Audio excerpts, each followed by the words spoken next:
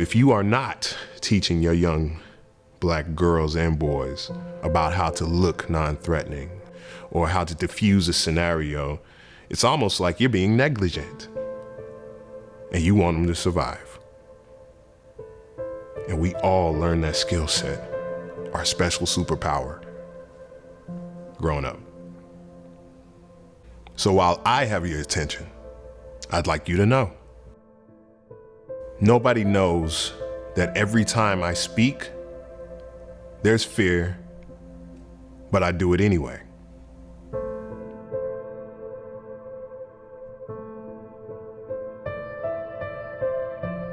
I'm Byron Sanders, and I'm president and CEO of Big Thought, which is a youth development organization. My very first experience with racism, outright blatant racism, was actually in preschool. There were two kids who were playing with Legos. So I go over and I guess I asked them to play, and one of them said,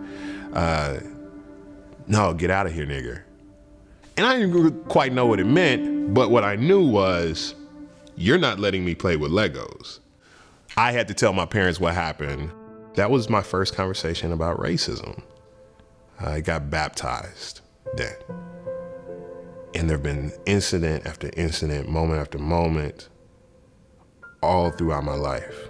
But as I grew and came to understand that it's our entire society in America has been built off of this false notion of a hierarchy of human value, with whiteness being at the top and blackness being at the bottom. So from my very first pre-K moment to the many moments that's happened after that, I've been committed to making sure that people who look like me, Black folk, have a chance at what we wrote down, our country wrote down in those papers on parchment, a couple hundred and so years ago. I think I was equipped as a young person because of the elementary school that I went to, called Adele Turner. I just learned to love being Black.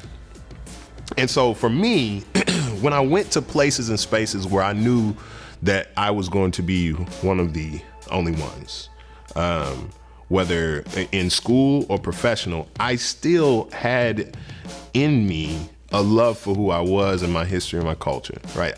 We're all made from the same God stuff. We're all made from the same stardust. We all start off with this presumed innocence as babies. And everybody still looks at us around then as beautiful. You go from being the kind of person that people just instinctually want to help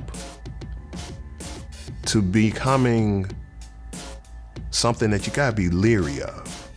It feels to me like that happens somewhere between like 9 and 12 for a Black boy. But it's jarring to see you go from being someone that people might have wrapped their arms around to all of a sudden being something that people fear. Whether it's a Black boy who's in a predominantly white setting that has to minimize themselves, make themselves feel small, be non-threatening, or in a white space where they're like, you know what? This is what you think of me. I'm gonna own it. And I'm gonna be all of that. A lot of who we become has a ton to do with the racist lens through which we are viewed, whether we're in a predominantly white space or a predominantly people of color or Black space. And so you grow up thinking that this is who you are, without recognizing all of the forces that nudged you one way or another. This is about us reclaiming all of who we were born to be and loving each other. Things have not been even in our world. It does not mean that we're saying that white people don't have to work hard in life. That is not what this is. That's not the definition of white privilege. What it means is you work hard in your life, we work hard in our lives. We're not starting at the same place. That requires policy remedies with housing, with education, healthcare, real wealth building pathways for Black folks who have been historically disenfranchised. We're not looking for handouts. We're looking for us to all invest in each other. And if you see a place where we've been disinvesting, we have a responsibility to put resources there in a smart way with good policy. Bring that racial equity lens with you everywhere you go and in everything that you care about. And I promise you, we're not going to be having this same conversation 50 years from now. I see more people willing to engage this thought than I've seen before. And I think, let's lock arms and leverage this all together. Let's do this together. We can do this. Don't shrink from this moment. Don't just walk away. You can love Black people and yourself at the same time. So what's next?